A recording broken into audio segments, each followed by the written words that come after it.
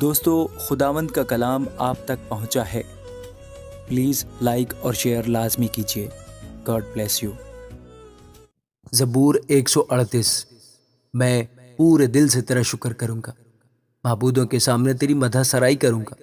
میں تیری مقدس ہیکل کی طرف رخ کر کے سجدہ کروں گا اور تیری شفقت اور سچائی کی خاطر تیرے نام کا شکر کروں گا، کیونکہ تو نے اپنے کلام کو اپنے ہر نام سے زیادہ عظمت دی ہے۔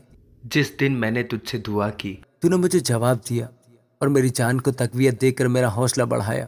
اے خداوند، زمین کے سب بادشاہ تیرا شکر کریں گے، کیونکہ انہوں نے تیرے منہ کا کلام سنا ہے، بلکہ وہ خداوند کی راہوں کا گیت گائیں گے، کیونکہ خداوند کا جلال بڑا ہے۔